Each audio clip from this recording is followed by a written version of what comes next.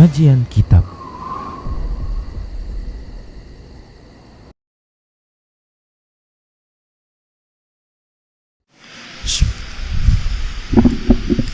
Assalamualaikum warahmatullahi wabarakatuh.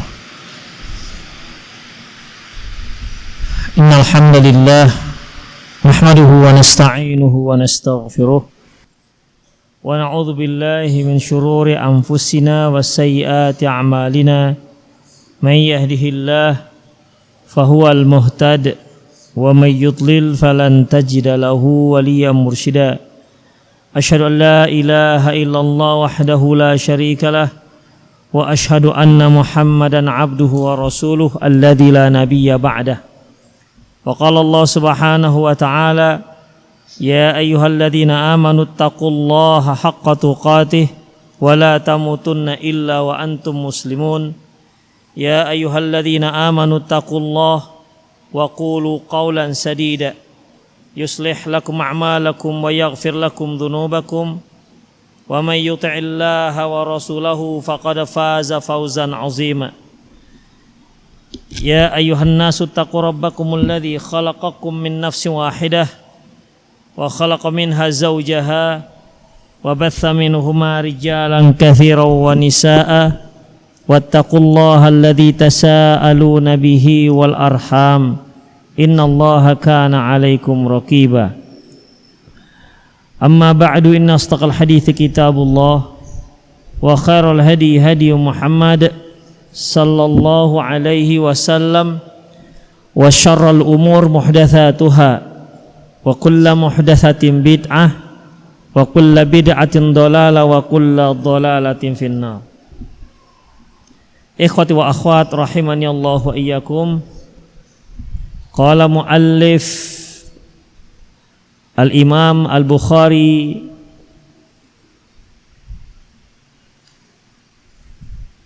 fi kitabih Adabul Mufrad, babul ihsani ilal birri wal fajir.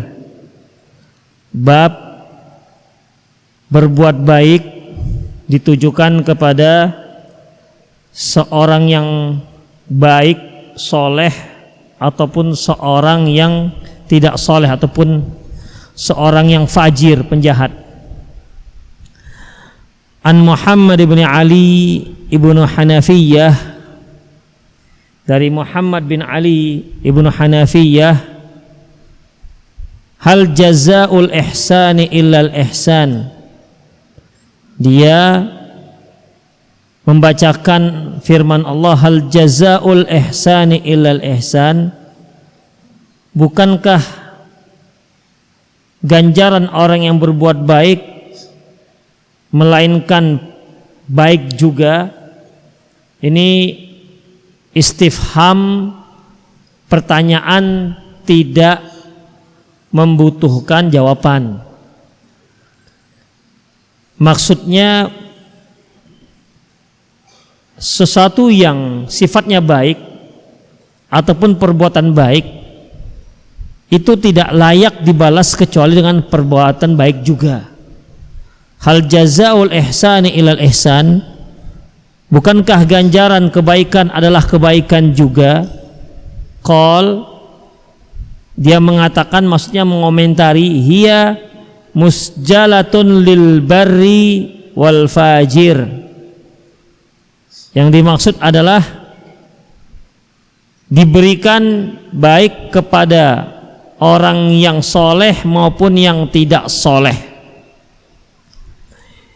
Di sini ikhwatiddin rahimani Allah wa iyyakum, ketika Allah Subhanahu wa taala mengatakan hal jazaul ihsani illal ihsan, maksudnya yaitu barang siapa yang melakukan amalan kebaikan semasa di dunia, maka dia layak mendapatkan ganjaran kebaikan di hari akhirat. Barang siapa yang berbuat baik di dunia, maka dia berhak untuk mendapatkan balasan kebaikan di hari akhirat. Dan itu dipastikan, karena tentunya dengan syarat seorang yang berbuat baik baik menurut syariat dan niatnya ikhlas karena Allah. Ini bisa dipastikan Allah Subhanahu wa taala akan memberi dia ganjaran kebaikan. Mengapa harus ada syarat ini? Karena terkadang seorang menganggap perbuatan baik itu baik, padahal syariat tidak menganggap dia itu baik. Sama seperti definisi ketaatan yang Sabtu lalu kita definisikan. Yang dikatakan takwa adalah ta'atullah ala nurim minallah wa raja sawabullah. Yang dikatakan takwa yaitu seorang mentaati Allah di atas cahaya Allah. Artinya ketika dia mentaati Allah, dia punya keterangan bahwasanya ini memang sebuah ketaatan. Ini memang benar-benar sebuah ketaatan. Kemudian dia berharap pahala dari Allah. Oleh karena itu, kebaikan menurut syariat itu disebut dengan ma'ruf. Ma'ruf artinya sudah diketahui. Maksudnya apa? Sudah diketahui baik menurut syariat. Banyak hal di masyarakat kita ikhwatifiddin yang dikira itu sebuah kebaikan, padahal itu bukan sebuah kebaikan. Terutama kalau dia mengikuti tradisi-tradisi, mengikuti kebanyakan masyarakat yang ada di sekitarnya. Wa in tuti' aktsara man fil ardi, kalau kamu mengikuti mayoritas orang yang ada di muka bumi, yudilluka an sabilik, mereka akan menyesatkan kamu dari jalan Allah Subhanahu. Yudilluka an sabilih, akan menyesatkan kamu dari jalan Allah Subhanahu wa taala. Oleh karena itu, yang dikatakan perbuatan baik adalah perbuatan baik menurut syariat.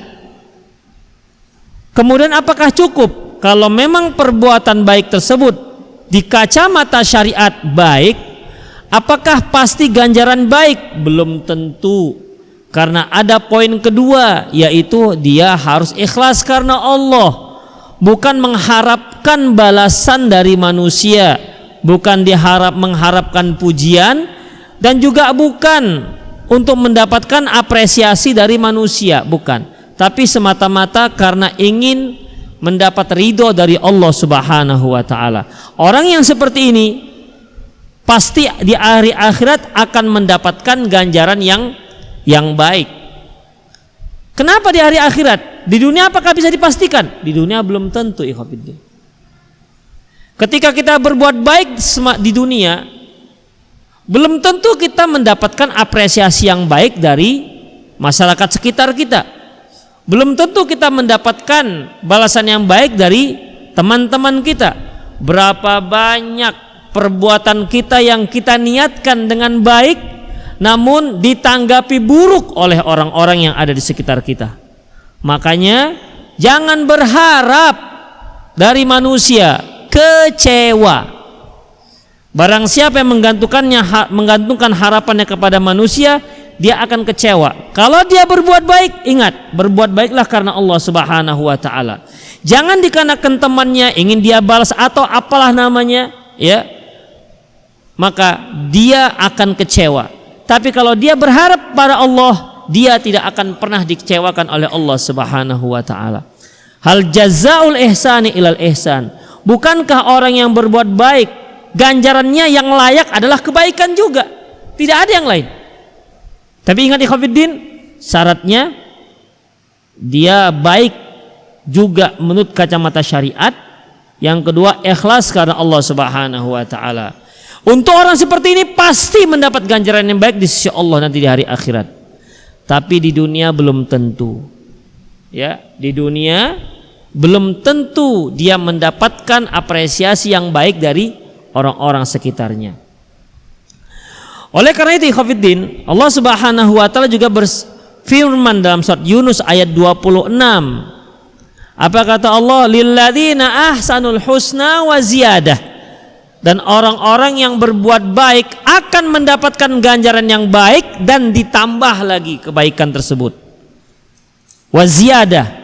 Seorang yang berbuat baik, maka untuk dia akan mendapatkan ganjaran yang baik, wa ziyadah, dan ada plusnya. Apa ini maksud lilladzina ahsanul husna, dan orang-orang yang berbuat baik akan mendapat ganjaran kebaikan? Apa ini maksud kebaikan di sini? Yaitu surga. Makanya tadi kita katakan perbuatan baik pasti akan mendapat ganjaran yang baik juga di hari akhirat, ke surga. Wa ziyadah ini apa? Para ulama mentafsirkan untuk orang-orang yang berbuat baik akan mendapatkan surga, dan plusnya, plus yang dimaksud yaitu sebagaimana sabda Rasulullah sallallahu alaihi wasallam, innakum satarawna rabbakum kama tarawna qamar lailatal badri la tadammuna li ru'yatihi. Sesungguhnya kalian itu nanti akan melihat Allah seperti kalian melihat bulan purnama. Tidak perlu desak-desakan untuk melihatnya. La tadammuna, dalam lafaz yang lain la tadarruna li ru'yatihi. Ketika penduduk surga sedang asyik menikmati nikmat surga, Allah bertanya, apakah perlu lagi nikmat yang lain? Apa kata penduduk surga? Ya Allah, bukankah engkau telah memutihkan wajah kami dan telah engkau berikan kepada kami surga? Apa ada yang lebih hebat dibandingkan itu? Lantas Allah Subhanahu wa taala menyingkap tabirnya, dan mereka pun penduduk surga melihat kepada Allah Subhanahu wa taala. Dan melihat Allah itu ikhwafiddin lebih nikmat ketimbang nikmat yang ada di surga. Itulah dia. Gimana itu Ustaz? Gak tahu saya gimananya. Saya juga belum pengalaman. Jadi intinya melihat Allah itu lebih nikmat ketimbang nikmat yang ada dalam surga. Makanya lilladzina ahsanul husna, dan orang-orang yang berbuat baik akan mendapatkan surga, wa ziyadah, dan tambahannya adalah nikmat melihat Allah Subhanahu wa taala. Berkata Imam Al-Baghawi, ma jaza'u man ahsana fid dunya illa ayyuhsana ilaihi fil akhirah. Tidak ada ganjaran bagi orang yang berbuat baik kecuali dia akan diperlakukan baik nanti di hari akhirat. Qala Ibnu Abbas, mengatakan Ibnu Abbas, hal jaza'u man qala la ilaha illallah wa amila bima ja'a bi Muhammad, yaitu yang dimaksud dengan hal jazaul ihsani illal ihsan, sesungguhnya balasan orang yang berbuat baik. Ihsan yang dimaksud di sini adalah ucapan la ilaha illallah dan beramal sebagaimana yang dibawa oleh Rasulullah SAW. Illal ihsan, kecuali kebaikan, maksudnya adalah kecuali surga. Artinya hal jazaul ihsan, sesungguhnya mereka yang mengucapkan la ilaha illallah dan mengamalkan apa yang dibawa oleh Rasulullah SAW adalah surga. Itulah balasannya. Kemudian berkata Muhammad bin Ali tadi, hiya musjalatun lil barri wal fajir. Kebaikan ini boleh kita berikan baik kepada orang yang soleh maupun yang tidak soleh. Jadi ikhwafiddin, perbuatan baik itu tidak harus kita berikan hanya kepada orang-orang yang soleh saja. Boleh kita berikan kepada orang-orang yang tidak soleh. Sikap baik kita berikan kepada orang yang tidak soleh, seorang pada penjahat misalnya, bahkan kepada orang kafir boleh kita berbuat baik, Makanya Allah Subhanahu wa taala mengatakan bahwasanya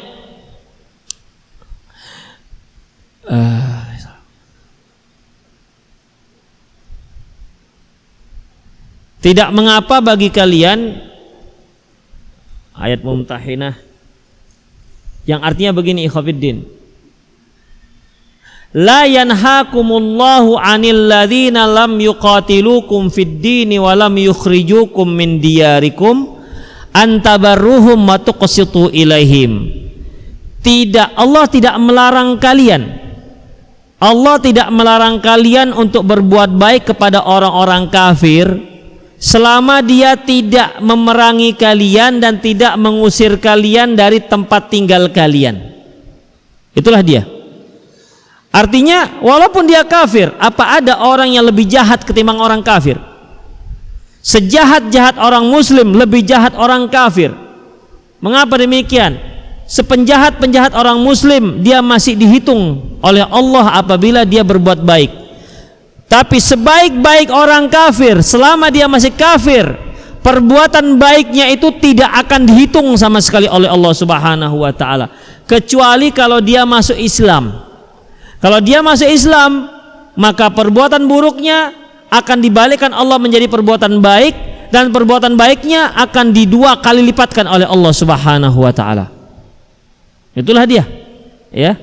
Oleh karena itu, khafidin rahimanallah wa iyyakum, kalau mereka tak masuk Islam, maka apapun kebaikan yang mereka lakukan tak ada guna sama sekali, tidak ada manfaat sama sekali. Mereka tetap akan masuk ke dalam neraka kekal selama-lamanya. Makanya seburuk-buruk orang muslim masih lebih baik ketimbang sebaik-baik orang kafir. Itu dia.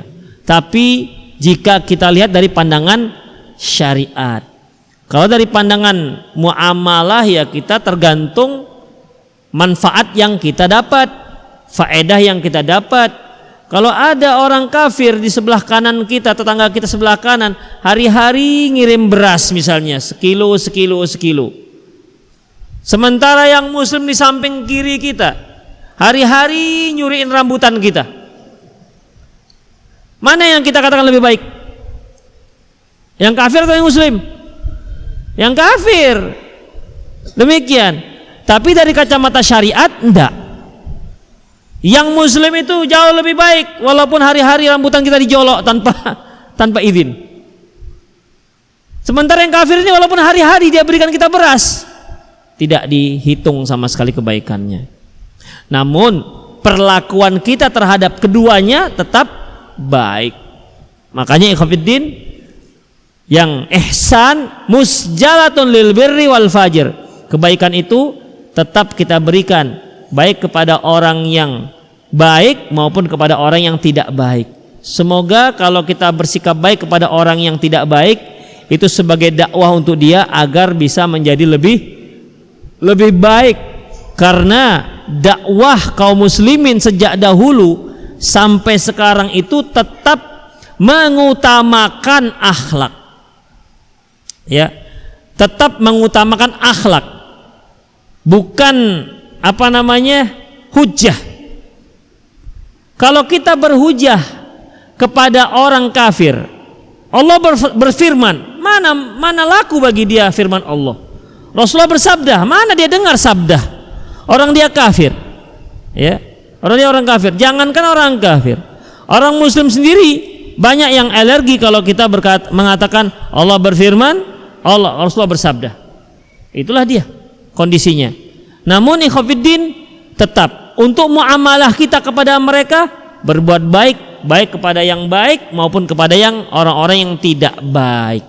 Itulah dia, ya. Bagaimana kalau dia bersikap tidak baik kepada kita? Apakah kita juga harus membalas dengan kebaikan? Ikhwatiddin, Allah Subhanahu wa taala mengatakan, "Faman i'tada 'alaikum fa'tadu bimitsli ma i'tada 'alaikum." Barang siapa yang menzolimi kamu, maka kamu boleh balik membalas dengan kezoliman yang sama. Boleh, itu hak kita. Tetapi memaafkan akan lebih baik. Itu dia, memaafkan akan lebih baik. Ketika seorang berbuat buruk kepada kita, ya kita maafkan. Dan itu memang sulit. Namun memaafkan di sini bukan berarti kita kasih peluang dia untuk mukul kita yang kedua, ditamparnya kita. Kita harus berbuat baik, bang, kiri bang lagi bang. Itu blow on namanya. Ya. Itu bukan orang baik yang seperti itu. Ya, kita maafkan, kemudian kalau dia mau nampar lagi kita nggak sanggup membalasnya, kita nggak sanggup bertahan, ya lari. Supaya jangan biru dua-dua pipinya. Begitu ikhwatiddin. Rahimani Allahu wa iyyakum. Kalau bisa kita kalahkan dia, tapi setelah itu dimaafkan. Setelah dia. Baik. Kemudian ikhwatiddin rahimani Allahu wa iyyakum. Babu fadli may ya'ulu yatiman. Bab keutamaan orang yang mengasuh anak yatim. Mengasuh anak yatim. Yang dikatakan anak yatim ikhwati fiddin, yaitu seorang anak yang meninggal ayahnya dan dia belum baligh. Seorang anak yang belum baligh meninggal ayahnya, itu yang dikatakan anak yatim. Namun harus kita ketahui, anak yatim itu belum tentu miskin. Ya, anak yatim belum tentu miskin. Karena sering sekali kita dengar kalau ada orang yang baru masuk rumah baru, panggil anak yatim. Tuh, panggil anak yatim. Mereka menganggap kalau anak yatim itu pasti miskin. Tidak, ya. Nanti minta doakan oleh anak yatim. Anak yatimnya juga nggak mendoakan, cuman ikut amin-amin tok kok. Dia datang rame-rame, kenapa? Ada makannya, ada amplopnya. Kalau dia tidak ada amplopnya, mana mau datang? Dia ngapain kami capek-capek datang? Harapannya ada amplopnya, diamplopin atau diberi hadiah. Itulah dia. Yang lebih parahnya yang sudah berjenggot pun datang juga sebagai anak yatim. Sudah SMA, sudah SMP, sudah balik, datang juga anak yatim sebagai anak yatim. Itu bukan lagi namanya anak yatim, tapi bapak yatim. Yang disyariatkan untuk kita mengasuhnya adalah anak yatim, yaitu yang belum balik. Kenapa kau harus kita asuh? Bagaimana kalau anak yatimnya orang kaya? Misalnya ini anak yatim, ayahnya meninggal, ayahnya mewariskan misalnya 3 kapal tanker hanya untuk dia, misalnya, kan orang kaya nih. Apakah perlu juga kita punya juga keutamaan mengasuh mereka? Iya ikhwatiddin, anak yatim itu perlu perhatian walaupun hartanya banyak. Kan nggak mungkin kapal tankernya disuruh kasih dia kemudian dia nyetir kapal tanker. Anak yatim, dia itu perlu kasih sayang, apalagi yatim yang miskin. Insya Allah kan, yatim yang miskin, emaknya juga berarti menjadi janda. Demikian, jangan emaknya yang diasuh, anaknya juga. Semangat kali ngasuh emaknya, anaknya juga. Makanya kalau ada seorang laki-laki yang menikahi seorang janda dan punya anak kecil, dia berarti sama seperti sedang mengasuh anak yatim. Dengan catatan ini anak si ayah si anak ini sudah meninggal. Tapi kalau anak si ayah ini pisah dengan emaknya, pisah cerai, dia nggak anak yatim. Karena walaupun si ayah pisah dengan emaknya, si anak ini tetap tanggung jawab si ayah. Tetap tanggung jawab si ayah, nafkahnya, sandangnya, pangannya, papannya. Dia harus pastikan bahwasanya anaknya ini benar-benar sehat karena tanggung jawab dia. Bukan tanggung jawab bapak tiri. Kalau emaknya nikah lagi, maka ini kan menjadi bapak tiri. Bapak tirinya nggak bertanggung jawab terhadap anak bawaan si ibu, nggak bertanggung jawab. Ya. Tapi kalau si bapak tiri ini dia dia asuh anak ini, dia sekolahkan, maka itu dia sedang bersedekah untuk anak ini. Terkadang kan kalau sering terjadi ketika si ayah ibu pisah, ayah ini karena si anak tadi ikut si ibu, si ayah ini tidak lagi memperhatikan bagaimana anaknya. Apalagi kalau si ibu nikah dengan laki-laki lain, si ayah nikah dengan perempuan lain, maka si anak ini seolah-olah sudah menjadi tanggung jawab si suami yang baru. Demikian ikhwatiddin, padahal tidak. Tetap tanggung jawab si ayah kandungnya. Ibunya bisa putus, anak tak bisa putus. Ya, anak yatim khusus. Makanya kalau antum ingin mengasuh anak yatim, cari janda yang anaknya 3 kecil-kecil, tuh, insya Allah mengasuh anak yatim. Jangan emaknya aja yang diasuh, kemudian tadinya menerima, ya udah dek, nggak apa-apa anakmu dengan kita. Lama kelamaan diteror supaya anaknya disingkirkan ke tempat mertua. Itu betul-betul zalim ikhwafiddin. Itu menyia-nyiakan anak yatim. Demikian. Terimalah emaknya, terima anaknya sebagaimana diterima juga mamanya, ibunya. Demikian. Babu fadli may ya'ulu yatiman. Bab keutamaan mengasuh anak yatim. Sekarang begini ikhwafiddin. Apabila seorang ibu, dia kan punya anak nih, ayah si anak sudah meninggal. Si ibu dialah yang mengasuh anak kandungnya ini. Termasuk mengasuh anak yatim enggak ini? Ngerti maksud saya? Begini ikhwafiddin.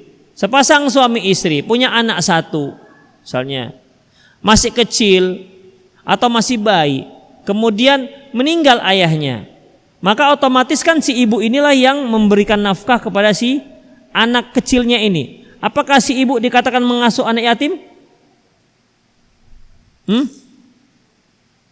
Termasuk, ya, termasuk mengasuh anak yatim. Karena sebenarnya si ibu, ingat ikhwafiddin ya, dalam Islam si ibu itu dia tidak bertanggung jawab mengasuh anaknya ini sebenarnya. Itu sebenarnya. Jadi ini anak tanggung jawab siapa? Tanggung jawab kakeknya dari pihak laki-laki. Makanya kan dalam surat At-Tolak disebutkan bahwasanya seorang laki-laki ketika mereka cerai dengan istrinya, sementara si istri sedang menyusui, maka si laki-laki ini memberikan upah dari susuan tersebut, diupah dia. Itulah dia ikhwafiddin rahimanallahu wa iyyakum. Namun umumnya tidak ada ibu yang tega, ya, tidak ada ibu yang tega menyia-nyiakan anak kandungnya sendiri. Tidak ada ikhwafiddin. Banyak para ibu seperti ini, mereka bertahan mengasuh anaknya yang kecil-kecil sampai dewasa, ya, sampai anak-anaknya berumah tangga tanpa menikah lagi. Dan umumnya kalau dia seorang ayah, dia tidak tahan, umumnya tidak bertahan kalau dia sendiri. Ya, begitu meninggal istrinya, cerai dengan istrinya, mungkin sebulan, 2 bulan, 3 bulan atau setahun, tetap dia akan menikah lagi. Itulah bedanya kekuatan seorang ibu dengan kekuatan seorang ayah. Itulah dia hebatnya, ya. Seorang ibu bisa dia bertahan demi untuk mengasuh anaknya. Seorang ayah tak bisa. Umumnya begitu. Akan nikah lagi. Dia akan mencari pendamping yang lain. Dia bingung mengasuh anaknya ini gimana sementara dia harus bekerja. Bingung. Perempuan bisa, ya. Makanya ibu-ibu yang profesional itu dia bisa bekerja dalam satu waktu itu dengan 2 pekerjaan, 3 pekerjaan. Misalnya sambil masak, nunggu dia matang, nyuci piring, kaki ngepel, gitu dia. Kakinya goyang-goyang sambil ngepel, bisa. Ya, demikian ikhwafiddin. Itu semakin tua itu seorang ibu, semakin bisa dia memanajemen dapurnya. Makanya coba antum lihat ibu baru gimana dia masak, giling 1 on, belepotan sampai jidat cabenya, bisa sampai kaki. Tapi mama yang sudah tua mungkin 1 kilo, enak aja dia ngulek, tak pakai tenaga. Coba antum perhatikan, itu dia hasilnya lebih enak mak-mak yang sudah senior ketimbang yang masih muda. Itu dia belum pengalaman. Nanti cabai 1 on supaya nggak pedas, dikiranya dimasukkannya tomat 1/2 kilo. Iya, bukan nggak pedas, asam jadinya, asam tomat jadinya. Begitu. Itulah hebatnya kaum ibu-ibu itu. Baik. Dari Abi Hurairah radhiyallahu anhu, anin Nabi sallallahu alaihi wasallam, dari Nabi sallallahu alaihi wasallam, as-sa'i 'alal armilati wal masakin, mereka yang mereka yang mengasuh ataupun bukan mengasuh lah ya, menyantuni, mereka yang menyantuni para janda wal masakin dan orang miskin, kal mujahidina fi sabilillah. Itu seperti orang yang sedang jihad fi sabilillah. Maksud jihad di sini perang fi sabilillah. Itu dia. Wa kalladzi yasumun nahara wa yaqumul lail. Itu seperti seorang yang terus puasa pada siang hari dan salat pada malam hari. Jadi selama dia menyantuni janda dan selama menyantuni orang miskin, maka selama itu juga seperti dia puasa di siang hari dan sholat malam semalam suntuk di pada malam hari, atau sama seperti orang yang sedang jihad berperang fi sabilillah. Begitulah hebatnya mereka-mereka yang menyantuni anak-anak, yang menyantuni para janda-janda. Taib ikhwafiddin, di ataskan babnya babu fadli may ya'ulu yatiman, bab keutamaan menyantuni anak yatim. Sementara di hadis tak ada satupun anak yatim disebut. Perhatikan, Rasulullah mengatakan yang menyantuni para janda dan orang miskin itu seperti para mujahid fisabilillah, ataupun seperti seorang yang puasa pada siang hari dan salat pada malam hari. Sedikit pun tidak menyinggung kata-kata yatim di sini. Lantas mana hubungannya dengan bab keutamaan menyantuni anak yatim? Di sini nggak ada disebutkan anak yatim. Disebutkan janda dan orang miskin. Ikhwafiddin rahimani Allah wa iyyakum. Allahu a'lam bissawab. Di sini yang dikatakan janda, baik, kita definisikan dulu apa itu janda. Ya. Apa itu janda? Menurut antum apa yang dikatakan janda? Kalau bahasa kita yang dikatakan janda itu apa? Yang suaminya nggak ada, ya, yang suaminya nggak ada. Maksudnya nggak ada di sini apa? Belum nikah. Hah? Yang meninggal, yang cerai janda nggak? Istri yang cerai dengan suaminya apa ya, janda apa nggak dia? Nggak, janda. Baik dia suaminya meninggal ataupun cerai dikatakan janda. Coba kita lihat di sini apa yang dikatakan armilah.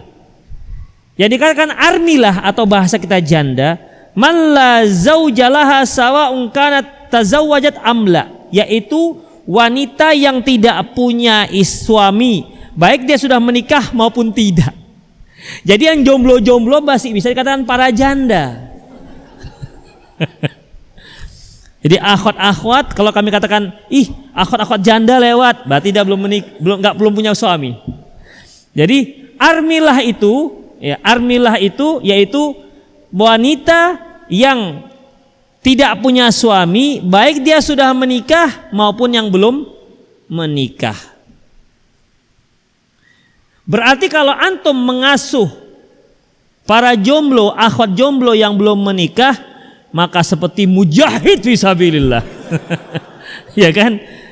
Itu dia. Kalau kita ambil definisi seperti ini, maka segeralah antum mengasuh para jomblo-jomblo wiyat.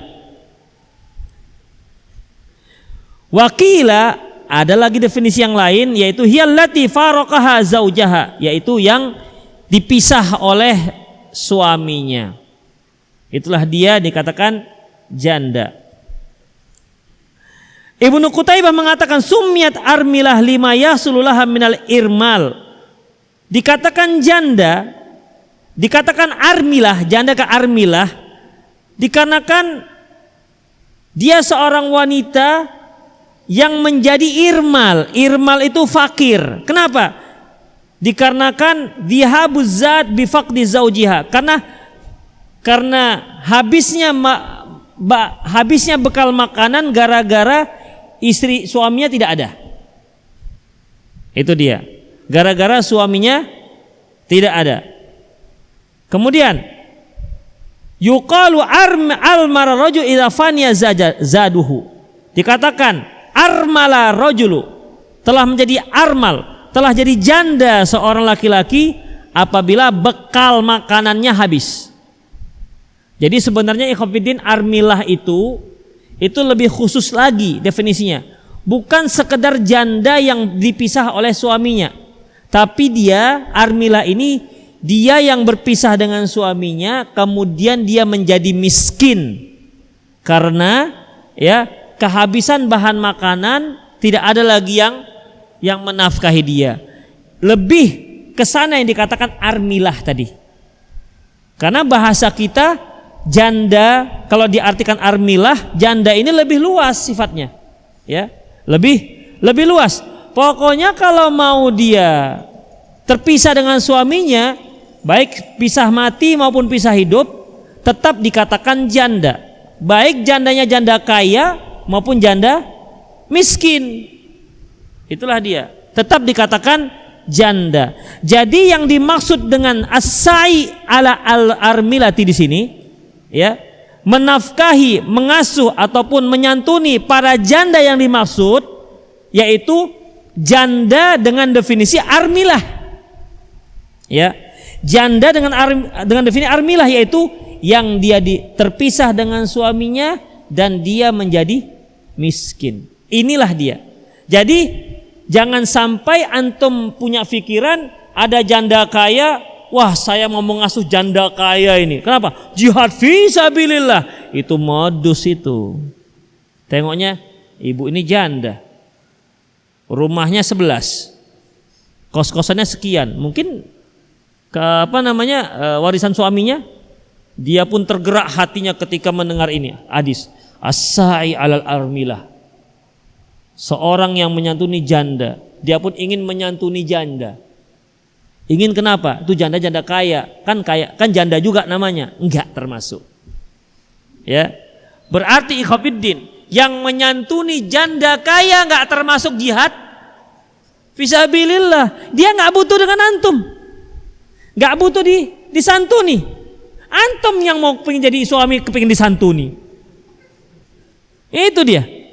Jadi ikhwatiddin, makanya harus disempitkan makna janda.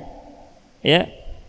Harus sempitkan makna janda. Armilah sekali lagi adalah seorang wanita yang terpisah dengan suaminya, baik pisah meninggal maupun pisah cerai, dan dia menjadi miskin. Inilah yang dimaksud as-sa'i alal armilah, yaitu yang menyantuni janda, atau kita tambahlah yang menyantuni janda miskin dan orang miskin, itu seperti mujahid fisabilillah. Itu baru tepat maknanya. Ya, ini baru tepat maknanya. Jadi bagaimana dengan yang para akhwat yang belum menikah yang dikatakan janda tadi itu? Ya. Itu salah satu makna armilah. Salah satu daripada makna armilah. Namun lebih banyak armilah itu ditujukan kepada seorang wanita yang sudah menikah dan dia sudah menjadi miskin. Baik. Kalau dikatakan armilah itu miskin, lantas kenapa dikatakan lagi armilah? Bilang aja lah miskin, selesai. Toh janda itu termasuk yang miskin. Ngerti maksud saya? Perhatikan, armilah tadi didefinisikan wanita yang terpisah dengan suaminya dan dia menjadi miskin. Dah, miskin dia. Kemudian sabda Rasulullah yang menyantuni para janda miskin dan orang-orang miskin. Padahal kalau seandainya tak disebutkan janda miskin, yang menyantuni miskin, maka dia sebagaikan jihad fisabilillah. Karena janda yang tadi kan termasuk dalam kategori orang miskin. Kenapa disebut dua kali? Penyebutan janda yang armilah, yang miskin, ini menunjukkan mereka itu sangat butuh perhatian dibandingkan miskin-miskin yang lain. Ada orang miskin, keluarga miskin, tapi dia masih punya suami, masih punya istri, masih punya anak-anak, ya. Tapi janda ini dia tak punya suami. Kalau di sana itu akhwatnya miskin, masih ada yang melindungi dia, suami dia. Tapi yang ini siapa yang melindungi dia? Ya, siapa yang akan melindungi dia? Dia mau pergi kemana juga nggak bisa. Kenapa? Karena nggak punya mahram misalnya ini. Oleh karena itu ikhwatiddin disebutkan secara khusus armilah, padahal dia juga dikatakan miskin. Kemudian setelah itu disebutkan miskin secara umum. Karena apa? Menunjukkan bahwasanya syariat itu memperhatikan wanita-wanita seperti ini. Ya, syariat lebih memperhatikan wanita seperti ini. Kalau ada miskin-miskin, tapi di sana rumah tangganya utuh, di sini ada janda, miskin juga, maka lebih diperhatikan yang janda. Itu dia ikhwatiddin, rahimani Allah wa iyyakum.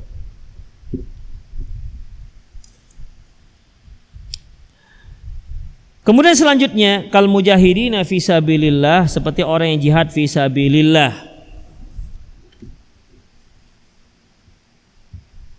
Berkata di sini penulis mengatakan, wahai orang-orang yang menginginkan surga yang luasnya seluas langit dan bumi, inilah jihad fi sabilillah.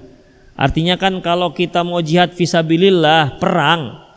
Di Indonesia tidak ada perang melawan orang kafir. Namun pahalanya itu bisa kita dapati dengan menyantuni para janda-janda yang miskin. Itu dia, menyantuni para janda-janda yang miskin. Babu fadli may ya'ulu yatiman lahu. Bab keutamaan mengasuh anak yatimnya. Mengasuh anak yatimnya berarti seorang itu bisa punya anak yatim. Ya, seorang bisa punya anak yatim. Yatim miliknya. Siapa itu? Dia adalah seorang ibu yang saya katakan tadi. Seorang ibu pisah dengan suaminya, baik meninggal maupun pisah hidup, dia punya atau meninggallah suaminya ya, dia punya anak kecil, maka si ibu ini sedang mengasuh anak kecil, anak yatim. Ya, ini nantilah kita bahas karena perlu pembahasan yang cukup ya. Semoga bermanfaat. Aqulu qouli hadza wastaghfirullah li wa lakum wa lisal muslimin innahu wal ghafurur rahim. Jadi para akhwat kita jangan antum katakan janda. Ya, walaupun mereka masih banyak yang belum dapat jodoh dan saya yakin itu banyak. Tapi janganlah dipanggil janda. Aduh, itu sakit kali hatinya nanti. Baik, ikhwatiddin, kita lanjutkan. Silakan bertanya melalui WA juga boleh, 089561132778. 089561132778.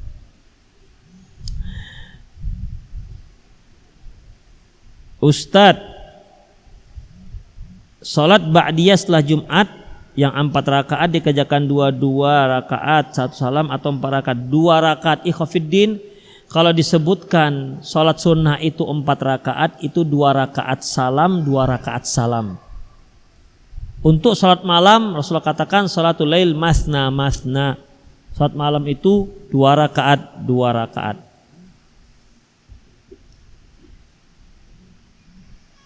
Ustadz, ana dan calon ana mau walimahan yang syar'i, tetapi orang tua akhwat maunya walimah seperti biasa pakai kibotan. Gimana sikap kami Ustadz? Ikhwah, kalau mereka ngotot seperti itu, antum lobby. Itu kan biasa satu paket, kibot, ikhtilat dengan pelaminan. Kan itu yang sering bermasalah. Kalau makan kan ada masalah biasanya kan.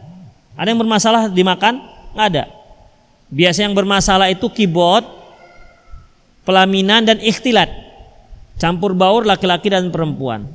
Taib. Kalau antum tidak bisa melobi di kibotnya, coba lobi di pelaminannya. Coba lobi di ikhtilatnya. Artinya cobalah ada satu di antara yang 3 ini digugurkan. Jadi ada lobby, ya, ada melobi. Enggak bisa Ustadz, bahkan kami diancam kalau nggak ada keyboard pisah kalian. Serem juga ya, gara-gara keyboard diperjuangkan orang tua. Tapi memang ikhwatiddin, kibotan itu zaman sekarang di walimahan itu seperti benda sakti. Benar. Bahkan yang semiskin-miskinnya lebih baik dia walimahnya pakai ayam rebus ketimbang nggak pakai kibot. Padahal kibot itu untuk pentas saja berapa? Untuk sewanya paling nggak sekarang 3 juta. Itu tanpa biduanita. Biduanitanya lain lagi. Belum lagi biduanita yang jelek, apa yang nenek-nenek, apa yang masih muda. Lain lagi itu harganya. Jadi ikhwatiddin, yang seperti ini yang sering. Dan Masya Allah, ada di antara family-family itu yang memang udahlah dari saya keyboardnya. Wow, Masya Allah. Jadi betul-betul donatur hebat kalau masalah keyboard itu. Betul. Saya pernah ada akhwat ya. Jadi bahkan untuk walimah, untuk makan aja dia susah. Ya sangat sederhana. Tapi udahlah kalau usah kita pakai keyboard. Apa kata familinya? Oh, udah keyboardnya aku. Masya Allah. Itulah hebatnya perjuangan untuk keyboard itu. Sepertinya walimah itu nggak sah kalau tanpa keyboard. Itulah dia ikhwatiddin. Ya kalau seandainya tidak bisa cara yang lain, ya sudahlah, mau bilang apa lagi? Daripada pisah, ya kan? Daripada pisah, milihnya sudah susah. Daripada pisah, ya sudahlah, ikut aja. Tapi itulah, janganlah diundang-undang kawan-kawan yang sudah ngaji. Nanti dikomentari, ngaji sudah 3 tahun, 8 tahun, kawin pakai keyboard. Itu dia. Terkadang bukan kehendak kita, kehendak daripada keluarga akhwat. Ya. Juga bisa ikhwatiddin, itu kesepakatan keluarga akhwat dengan ikhwan. Bisa kesepakatan akhwat dengan ikhwan, misalnya begini. Ikhwan akhwatnya sudah sepakat, Dek, kita nanti kalau walimah nggak usah pakai keyboard. Oke bang, kita perjuangkan bang. Udah, ketemu keluarga, ikhwan akhwat, gimana nih anak-anak kita katanya nggak usah pakai. Oh nggak usah, kita yang nentukan, uang kita kok, begitu. Demikian ikhwatiddin. Jadi nggak bisa bilang apa-apa. Uang mereka, uang keluarga kan, bukan uang si ikhwan. Kecuali kalau walimahnya uang ikhwan, iya. Emak dan bapaknya tidak memberikan apapun, udah dia bisa menentukan. Tapi kalau modal si ikhwannya walimah hanya modal dengkul, kemudian dia ngatur keluarga nggak pakai keyboard, payah, susah. Udah kau modal dengkul duduk pelaminan sana, banyak kali pun cerita kau. Mau bilang apa coba? Nanti kalau anakmu mau kawin nggak usah kau keyboard kan. Serah kau lah itu. Sekarang ini kami yang buat. Mau bilang apa coba? Ya, makanya kita harus banyak memaklumi ikhwan-ikhwan yang ternyata walimahnya pakai keyboard. Itu umumnya kehendak keluarga, bukan kehendak mereka. Tapi janganlah pula si ikhwannya ikut memberikan menyumbang tembang-tembang terkini. Iya. Keyboard dipersilahkan kepada kedua mempelai untuk duet melakukan keroncong 70-an misalnya. Mau pula mereka. Masya Allah, memang betul lah itu. Memang dia yang suka. Berarti jangan mau. Ya, demikian ikhwatiddin. Apa pelaminan enggak dibolehkan? Ikhwatiddin, pelaminannya saja enggak masalah. Antum buat pelaminannya aja enggak masalah. Yang masalah duduk berdua itu di atas. Itu permasalahannya. Kecuali kalau antum dan istri duduk di pelaminan, istri antum dihijab habis, gak nampak apa-apa. Tapi kalau istrinya di make up habis, kan ditonton orang ramai. Ya kan? Tonton orang ramai. Wanita itu kalau sudah di make up, namanya make up. Make up dibuat untuk up, nah begitu. Yang tadinya down jadi up gitu kira-kira. Itu dia. Matanya sipit di make up jadi belok. Begitu. Kulitnya brown brown mocha, kemudian di make up jadi white. Begitu. Begitu ikhwatiddin. Kemudian ininya juga dilukis-lukis pohon pisang apalah di sini enggak tahu lah kita. Demikian. Kalau dulu masih pakai henna. Sekarang enggak, silver sekarang, tulisannya silver. Begitu ikhwatiddin. Ya, itu kan perhiasan, berhias, dan itu ditonton orang ramai. Ya enggak boleh. Kecuali kalau antum sendiri. Masalahnya mana istrinya kok enggak ikut? Ya dia sendiri. Kalau dia sendiri macam orang sunatan. Ini nikah apa sunatan? Nikah lah, mana sunatan? Kok sendiri? Begitu ikhwatiddin. Jadi dalam masalah ini, ya kita juga memaklumilah kondisinya. Kondisi sekarang itu begitulah ikhwatiddin. Ya, begitulah kondisinya yang harus kita maklumi. Ya. Jadi jangan banyak menjas mereka, kasihan. Mereka sudah menikah, ya alhamdulillah. Mereka sudah melalui mungkin banyak rintangan sehingga mereka bisa menikah. Doakan semoga rumah tangga mereka bisa mawaddah, sakinah, mawaddah warahmah.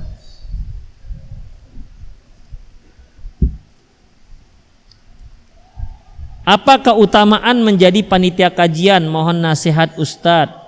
Kami terkadang ibarat lilin yang menerangi tapi meleleh sendiri. Jangan maulah jadi lilin. Jadinya kalau upayakan jadi matahari, menerangi diri sendiri dan menerangi seluruh planet yang ada di sekitarnya. Seluruh galaksi Bima Sakti diterangi oleh matahari. Jangan lilin. Cita-cita jangan lilin, ikhwatiddin. Centek kali cita-cita lilin, meleleh dia. Tapi kan Ustaz, kalau kami jadi panitia, kami kan nggak bisa memperhatikan kajian. Ikhwatiddin rahimani Allah wa iyyakum. Perhatikan, yang namanya panitia itu kan tidak semua kajian. Panitia itu adanya di saat daurah. Kita perlu perhatian khusus untuk jamaah yang hadir. Udah, mengatur duduknya, mengatur tempatnya, mengatur sound systemnya, mengatur kameranya, semuanya diatur. Sampai persiapan masjid diatur sedemikian rupa. Jangan sampai para peserta daurah kehabisan air, walaupun sering juga kehabisan. Kalau yang kehabisan air, yang pertama panik siapa? Peserta apa panitia? Panitia. Itu semua untuk apa ikhwatiddin? Agar peserta bisa nyaman menuntut ilmu dari ustadz yang kita datangkan. Semata itu. Ya. Lantas setiap ilmu apabila mereka nyaman, peserta daurah nyaman, belajar nyaman, masuk ke kepala dia amalkan, maka pahalanya juga mengalir pada panitia. Jadi jangan dikira lilin, itu bukan lilin. Ya, bukan lilin. Kalau dikatakan, waduh panitia duduk, dengarkan kajian. Terus yang ngurus siapa? Yang ngurus kota infak siapa? Yang ngurus tiba-tiba mati lampu, duduk. Ya kami duduk aja. Siapa yang ngurus? Yang ngurus parkir siapa? Nanti parkir bisa di depan, nanti orang nggak bisa lewat. Otomatis yang ikut juga nggak bisa nyaman. Kenapa? Asih dikleksonin dari depan. Tato, apalagi di jalan ini kan. Demikian ikhwatiddin. Jadi makanya antum pun sebagai peserta daurah, peserta kajian, ikuti aturan panitia daurah. Itu bukan petatang petenteng itu.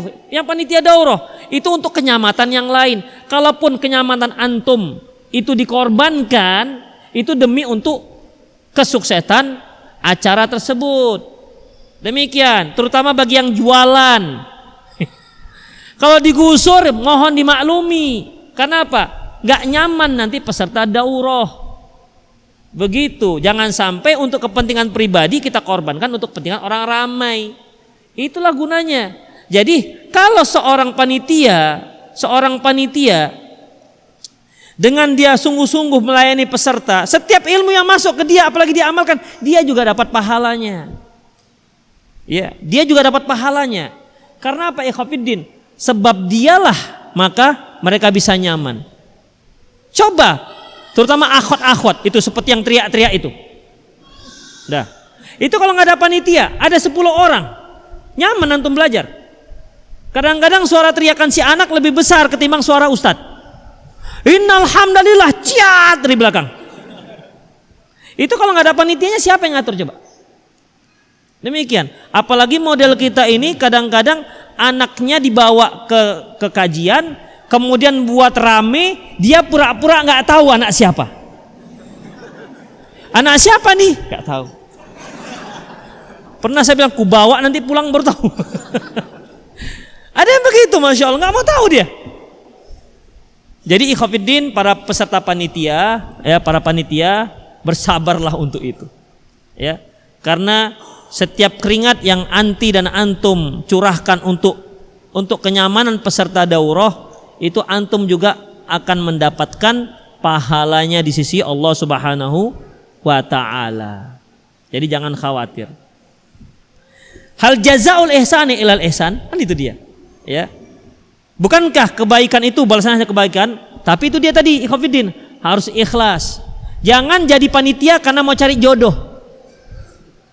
Jadi panitialah, mana tahu kan Ustadz Alin carikan. Jangan, ya. Itu salah, nggak ada pahalanya. Jadilah panitia ikhlas karena Allah Subhanahu wa ta'ala. Apa hukum hantaran? Begini ikhwatiddin, untuk panitia khususnya, ketika ada kajian-kajian rutin, ya datang. Disitulah sebenarnya ngaji itu ikhwatiddin, sebenarnya di kajian rutin. Apa yang disampaikan ustadz-ustadz yang datang, itu umumnya sudah disampaikan di kajian rutin. Tapi kita itu kan memang ada spesialis daurah. Ada spesialis daurah. Dia datangnya pas daurah aja. Karena rame enak. Gitu kan. Kemudian banyak juga yang jualan. Ada yang spesialis daurah, memang pas daurah aja. Itu pun nggak ngaji dia, khusus untuk jualan. Ada. Khusus jualan ada. Demikian. Makanya ketika daurah oke lah. Tapi ketika kajian-kajian yang rutin, datang ke kajian-kajian rutin. Ya. Sehingga dia dapat ilmu dari situ. Jangan dia hanya sekedar datang daurah, itu pun untuk jadi panitia. Apa hukum hantaran selain mahar apabila akhwat bersedia mengambil barang hantaran, apakah diperbolehkan? Hantaran itu atau uang kasih sayang dikatakan, ya, itu hukumnya boleh-boleh saja, itu tradisi, adat kita, kebiasaan, dan itu tidak tidak masalah karena tidak bertentangan dengan syariat, boleh istilahnya. Sebagaimana yang sering saya singgung, apabila tradisi itu tidak bertentangan dengan syariat, silakan lakukan. Oh, berapa itu? Ya, menurut kesanggupan. Ya, kesanggupan. Sekarang berapa hantaran? Antum udah nikah? Belum. Siapa nih? Antum nikah? Ya Allah, samping saya nggak nikah. Yang udah nikah? Udah nikah? Berapa dulu hantarannya? Berkisar berapa puluh juta? 8 juta? 5? Ada 5 juta. Ada yang 50 juta. Ada yang hampir 100 juta. Itulah dia. Ya. Itu gimana kesepakatan antara pihak keluarga istri dengan keluarga suami. Ada yang mereka walimahnya memang sekali aja. Di mana suami tidak berniat untuk ngunduh. Ini biasanya antarannya lebih besar karena walimahnya sekali aja. Begitu ikhwatiddin. Ya, tergantung kesepakatan. Bisa jadi kalau nggak sepakat nggak jadi nikah. Bisa. Itu dia. Gimana Pak antarannya? Ya sanggupnya lah. Sanggupnya. Diantarkan 15 juta. Kok 15 juta loh? Tapi sesanggupnya. Bisa begitu. Makanya ini juga termasuk dilema para ikhwan dan akhwat sekarang. Bukan mahar, tapi antaran. Ya, antaran, dan dia bisa gagal gara-gara uang antarannya nggak cukup. Itu dia. Terutama kalau akhwat-akhwat kita ini keluarganya masih sangat awam. Tapi kalau keluarganya sudah ngaji, insya Allah dia bisa lebih paham. Ya, bisa lebih paham. Allahu a'lam bishawab. Saya dulu nggak pakai antaran. Itu dia. Keren kan? Gak ada antaran. Mungkin tergantung kualitas yang datang juga mungkin ya.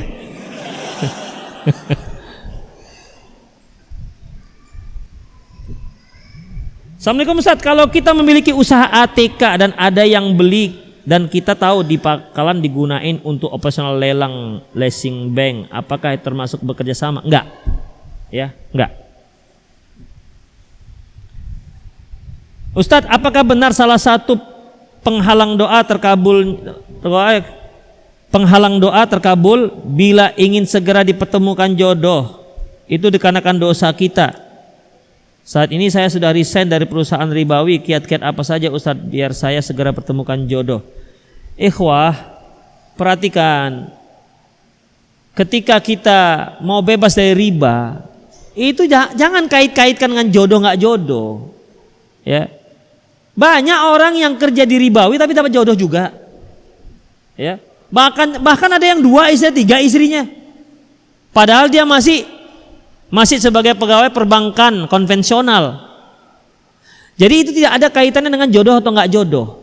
Makanya niatkan ketika antum mau resign dari perusahaan ribawi, niatkan karena Allah Subhanahu wa taala. Man taraka syai'an lillah awwadahu khairam min. Barang siapa yang meninggalkan sesuatu karena Allah, Allah akan tukar dia dengan yang lebih baik dari itu. Niatkan karena Allah Subhanahu wa taala. Ya, keluar dari situ. Setelah itu ya sudah, mau cari jodoh, carilah jodoh. Sebab kalau kita kaitkan keluar dari ribawi dengan jodoh, ternyata setelah keluar dari perbankan tak dapat jodoh juga. Masuk lagi aku. Kan begitu jadinya. Ya. Jadi jangan kait-kaitkan, enggak ada kaitan-kaitannya. Karena itu merupakan dosa yang besar. Demikian ikhwatiddin. Ustadz, orang tua anak tidak setuju dengan calon saya tanpa ada alasan yang jelas dan sekarang calon saya sudah dikhidbah orang lain. Kok gini kali hidup saya Ustadz?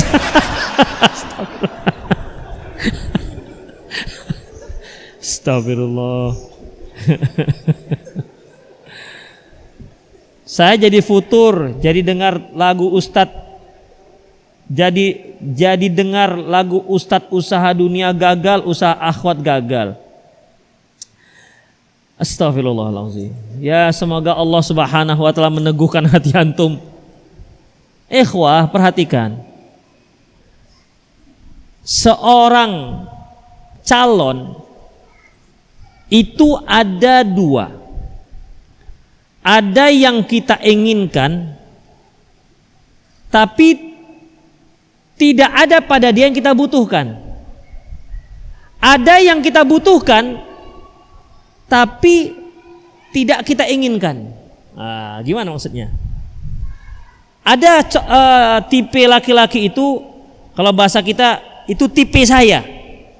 Kalau akhwat tipenya kepingin seorang ikhwan itu yang tinggi, yang putih, yang mancung, kalau bisa bibirnya agak merah-merah macam pemain sinetron Korea itu, cingkrang, jenggot bewoan, begitulah keinginannya. Itu inginnya. Tapi terkadang dari keinginan orang itu ada, tapi dari dia tidak ada yang dibutuhkan. Misalnya dia agak selengean misalnya. Itu bahasa akhwat tuh, selengean.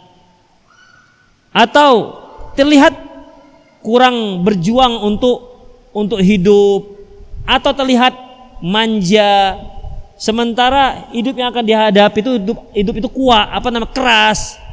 Ini nggak bisa jadikan pemimpin. Tapi dari sisi fisik, masya Allah, ada seorang ikhwan itu atau akhwat itu yang memang tidak tipe kita, tapi pada diri dia ada yang kita butuhkan untuk menjalin rumah tangga. Yang idealnya tipe kita dan di situ ada yang dibutuhkan semuanya.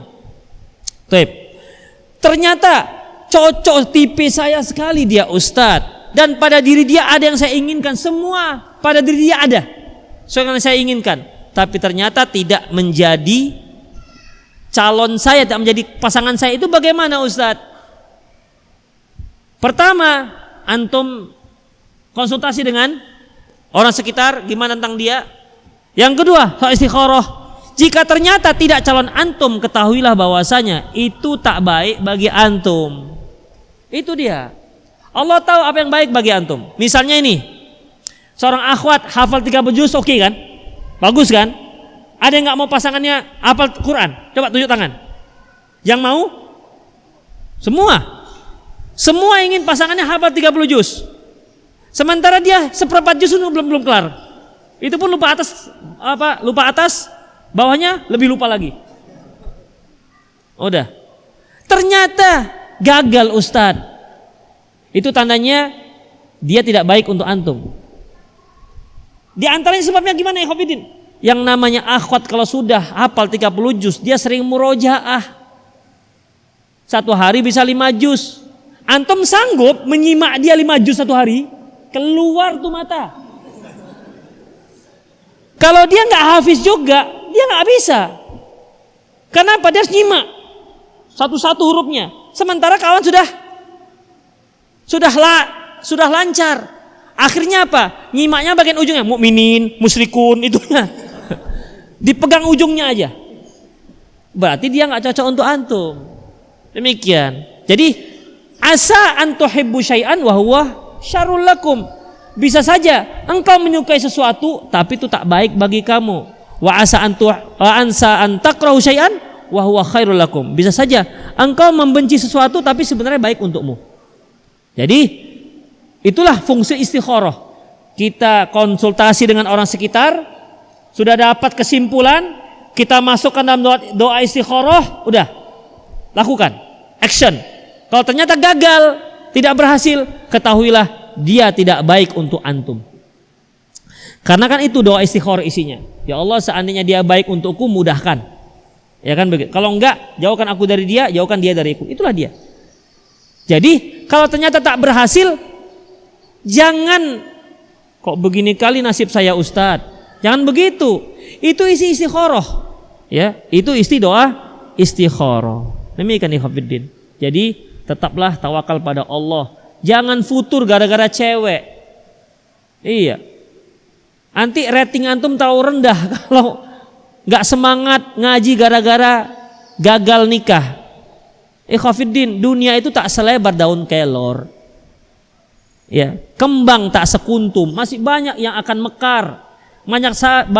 Masih banyak yang sedang mekar. Bahkan yang sudah mulai layu juga banyak. Yang masih pentel juga masih banyak.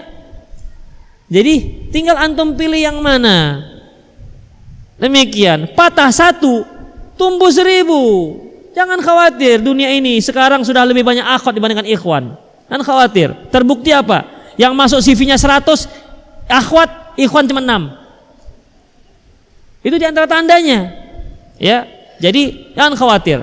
Sekali lagi, dunia tidak selebar daun kelor. Antum tahu daun kelor itu sebesar apa? Bukan sebesar daun ganja gini enggak. Daun kelor sebesar gini nih. Kecil-kecil. Kecil sekali. Demikian ikhwatiddin. Jadi jangan jangan kecilkan harapan antum, besarkan harapan antum. Makanya yang sering saya kasih tahu ke antum, kalau membeli akhwat itu jangan cinta duluan.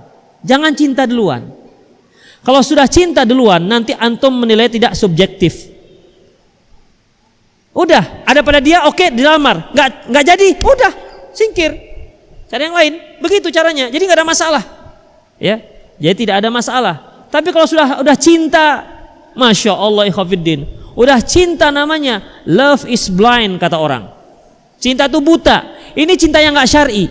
Cinta dalam Islam itu harus tetap melotot, bisa menilai mana yang baik dan mana yang buruk. Demikianlah terkait masalah cinta. Jam berapa sudah? Jam 6:05. Satu lagi lah. Apabila ada kucing, nak kucing berada di pinggir jalan, anak kucing berada di pinggir jalan, kita pungut dan kita pelihara serta dibawa pulang ke rumah, apakah kita berdosa memisahkan anak kucing tersebut dengan induknya? Dia kan sudah terpisah, ya, dia sudah terpisah dan dia akan terpisah, ya. Jadi kucing itu nggak sama seperti manusia. suami istri, nanti ada anaknya. Kemudian nanti kalau anaknya sudah nikah, nanti jenguk emaknya, kan gitu. Kucing mana ada pakai jenguk-jengukan? Kalau dia sudah besar pisah. Kadang-kadang dia malah khidbah mamanya. Jadi jangan samakan. Kalau hamba sahaya iya, gak dibolehkan dipisah dengan ibunya. Manusia itu begitu, ikhwatiddin. Nanti pada silaturahmi, gak boleh diputus silaturahmi. Yang ada hubungan keturunan, gak boleh diputus. Dan tidak ada seorang pun yang boleh memutus. Tapi kalau kucing, gak apa-apa, putuskan aja. Ya, antum gak suka emaknya, udah pelihara anaknya. Gak suka anaknya, pelihara emaknya. Gak ada masalah. Ya, Allah Subhanahu wa taala mengatakan huwallazi khalaqalakum ma fil ardi jami'a. Dialah yang menciptakan seluruh yang ada di muka bumi ini untuk kalian semuanya. Ada 3 anak kucing terlantar, antum pilih yang paling bagus, bawa ke rumah, silakan, gak ada masalah. Ya, alhamdulillah antum mau mengadopsi 1. Kalau dia tidak ada yang yang mengadopsi, akhirnya dia bisa terlantar 3-3. 1 sudah antum selesaikan masalah untuk 1 ekor. Demikian, jadi nggak ada masalah. Demikianlah ikhwatiddin rahimanallahu iyyakum, semoga bermanfaat. Aku qouli hadza wa astaghfirullah li wa lakum wa lisal muslimin innahu al-ghafurur rahim. Subhanakallahumma wa bihamdik asyhadu an la ilaha illa anta astaghfiruka wa atubu ilaik. Wa akhu da'wana alhamdulillahirabbil alamin. Assalamualaikum warahmatullahi wabarakatuh.